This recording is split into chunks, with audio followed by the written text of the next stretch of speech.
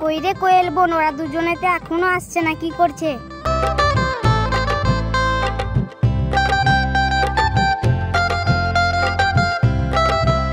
বুঝলি তিথি, আসতে আমাদের একটু দেরি হয়ে গেল, তোরা কিছু মনে করিস না। আর এ হলো আমার স্বামী বিজয়। আমাদের স্বামী স্ত্রীর জুটি কেমন হয়েছে বল? খুব সুন্দর মানাচ্ছে তোদের দুজনকে, মনে হচ্ছে বাদরের গলায় মুক্তার মালা। আরে এটা বাঁদর নয় রে, আমাদের দেশে কালো বিড়াল হয় না, ওই কালো বিড়াল। এই তো গ্রামের অবস্থা, পরনে ছেঁড়া পাঞ্জাবি আর গলায় গামছা। বাহ ভাই বাহ, এই সব জামা কাপড় না আমাদের বাড়ির কাজের লোকও পরে না। আরে ভাই, এই লোকটা যা আছে আছে, কিন্তু খুব বুদ্ধিমান, কেন না আমাদের কোটিপতি বান্ধবকে দেখে ও বিয়ে করে দিনে তারা দেখছে।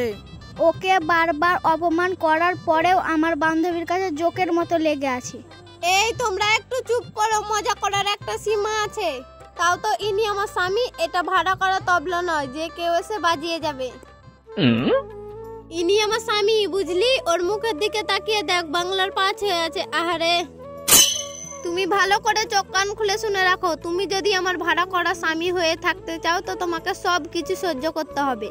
কেননা সৌমদীপ আমার সব থেকে কাছের বন্ধু, আমি ওর সাথে পার্কে গিয়ে রেস্টুরেন্টে যেতে পারি, ঘুরতে পারি, সব কিছু। এই কথাটা শুনে খুব ব্যথা লাগলো বুঝি? ব্যথা লাগলেও বা কি হবে, আমি তো ওর সাথে সব সময় থাকবো। তুমি কি করবে শুনি? কি মনে হচ্ছে শুনি? তুমি এদের সামনে আমাকে অপমান করবে আর আমি সব সহ্য করব? বিয়ে হলো 4 হাত 1 করার পরম্পরা, তোদের বিদেশিদের মতন নয় কি আজ বিয়ে করলাম আর কাল ডিভোর্স দিয়ে দেব। আর আমাদের গ্রামের বিয়ে মানে জনম জনমের বন্ধন, বুঝতে পারলি? না আড়াগালে দেব। এই শালা গ্রামের বাঁদর! এই শালা আমার বউয়ের বিদেশি সাদা কুকুর, আজ বাদ আর কোনোদিন যদি আমাদের স্বামী স্ত্রীর মধ্যে কথা বলতে দেখি তো ভগবানের নামে শপথ করে বলছি তোর ভেতরে দুটো ডিমগুলো আছে না, গলিয়ে দেব। আর তুই কি বলেছিলিস আমি গামছাওয়ালা?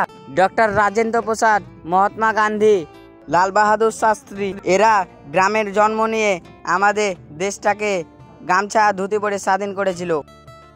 আর তোদের মতো বিদেশি বাদররা এসে মহাপুরুষদের অপমান করে আমাদের খেয়ে আর আমাদের গ্রামের কৃষকদের ঘাম মুছতে সাহায্য করে, আর তোদের মতো বড় লোকদের গলায় ফাঁসি লাগাতেও সাহায্য করে। তোরা কি ভেবেছিস আমি ওকে টাকা পয়সার জন্য বিয়ে করেছি? ও টাকা পয়সায় আমি ইয়ে করি। আমার বউ যদি আমাকে স্বামী না মনে করে থাকে তাহলে আমি এই শ্বশুর বাড়িটাকে লজ মনে করে থাকি। ঠিক বলেছিস মা রিমঝিম, বিজয় যে আমাদের এখানে থাকবে তার খাবার দাবার টাকা পয়সা সব ম্যানেজারকে দিয়ে দিয়েছি। আর তুই বল, তোর কি কখনো আমি খারাপ চাইতে পারি? বুঝলি রে মা, বিজয়ের মতন ভালো ছেলে তুই কখনো পাবি না। কাকা, আপনি না আমাকে ফুটো গল্প শোনাবেন না, আপনার বাজে গল্প শোনার আমার টাইম নেই। আমার ব্যাপার আমাকে ভাবতে দিন, আপনি বেশি নাক গলাবেন না। আপনি ভুলে যাবেন না আমার এই ধন সম্পত্তি দেখাশোনার জন্য আপনাকে রাখা হয়েছে, আপনি মালিক না। তুমি ভালো করে কান খুলে শুনে রাখো, আমি আর তোমার সাথে সংসার করতে পারবো না, আমার এখনই ডিভোর্স চাই, তুমি এক্ষুনি দাও। তোর ডিভোর্স চাই না? হ্যাঁ দিয়ে দেবো তোমাকে ডিভোর্স, কিন্তু আমার একটা শর্ত মানতে হবে। কি শর্ত? তোকে আমার গ্রামে গিয়ে বউ হয়ে 1 বছর আমার সঙ্গে সংসার করতে হবে। আমি তোমার নোট্যাঙ্কি ড্রামা একদম শুনতে রাজি নই। তাহলে আমিও তোমাকে ডিভোর্স দিতে পারবো না, কেননা তুমি আমাকে বিয়ে করেছো, আমি তোমাকে বিয়ে করিনি। আর সত্যি সত্যি যদি তুমি ডিভোর্স চাও তাহলে আমার শর্ত তোমাকে মানতেই হবে। এই তোমার মনে মনে পরিকল্পনা? ও তুমি এখান থেকে ছুতে পারছো না তাই তুমি তোমার গ্রামে নিয়ে গিয়ে তোমার মনোবাসনা পূরণ করবে? তুমি যেটা ভাবছো সেটা কখনোই সম্ভব না। এই কথা তো তোমাকে আমি কথা দিচ্ছি, আমার গ্রামে নিয়ে গিয়ে তোমাকে স্পর্শ তো করবো না, বুঝলে? এ এক হিন্দুস্তানি জবান। আমি কোথাও যাব না, বুঝলে?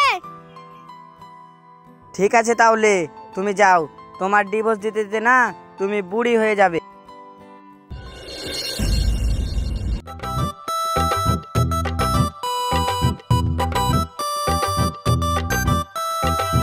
কিরে ভাই বিজয়, শহর থেকে ভালো মাল এসে রে ভাই। দাদু মাল বলছো কেন? মাল নয় দাদু, এটা আমার বউ। সত্যি দাদু, তোমাদের এই গ্রামের ভাষাটা বদলানো না, তোমরা বুড়ো হতে চললে আর তোমাদের ভাষাটাও বদলানো না। বলো তো দাদু, বিদেশ থেকে একটা এনে দেই?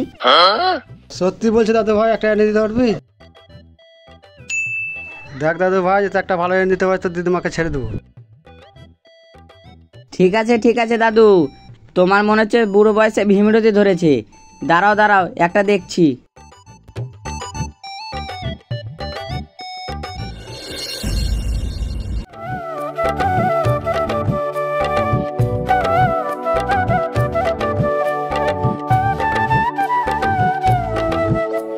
ওই দেখ দেখ শুভশ্রী, তোর দাদা শহর থেকে একটা বউ নিয়ে এসেছে, চল চল দেখি।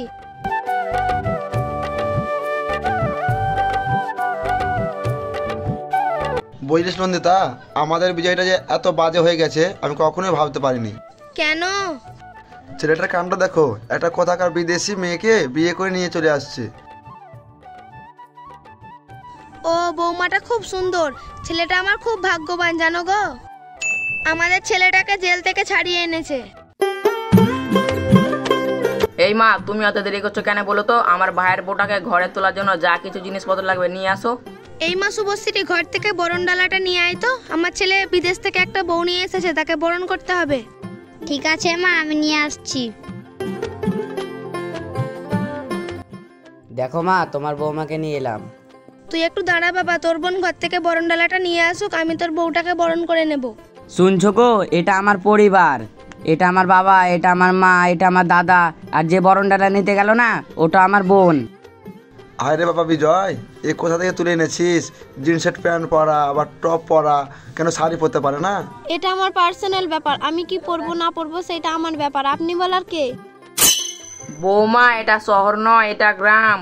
তোমার এই জামা পোশাক পরা দেখে আমাদের গ্রামের চ্যাংড়া ছেলেগুলো সব খেপে যাবে, তখন তো তুমি সামলাতে পারবা তো? এই তুমি চুপ করো।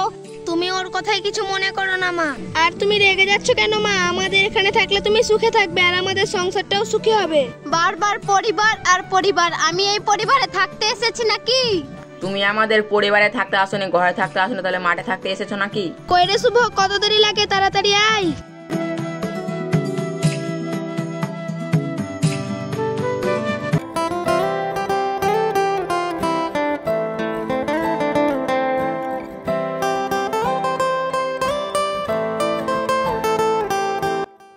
এই নে মা, ধর।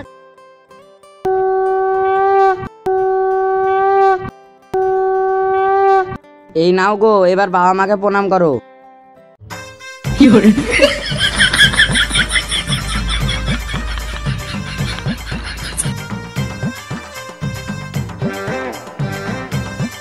শালো, তোরা হাসছি, তোদের কিছু বলি রে? এসো বৌদি, এসো ঘরে এসো। দাদা তুমি বৌদিকে নিয়ে থাকো, আমি বাইরে গেলাম। বাইরে কেন যাবি? আমাদের সাথে থাক। না না, আমি থাকবো না, আমি চললাম। এটা আমাদের ঘর, আমি এই ঘরে থাকতে পারবো না। তুমি পাগল নাকি? এই ঘরে এসি নেই, কিছু নেই, আমি এই ঘরে থাকবো? আমি থাকতে পারবো না। শোনো, তুমি পাগল নাকি? গ্রামগঞ্জে এসি লাগা থাকে। আমি এখানে থাকতে পারবো না, যা গরম, আমি মরেই যাব। আমার খুব ভালো করে জানা আছে তোর শরীরে প্রচুর গরম, তোর গরম তাড়ানোর জন্যই আমি এখানে এনেছি। হে ভগবান, আমি কোন ঝামেলায় যে ফেসে গেছি, আমাকে এখানে কষ্ট করে থাকতেই হবে। এই তুই চুপচাপ থাক, আমি একটু বাইরে থেকে আসছি।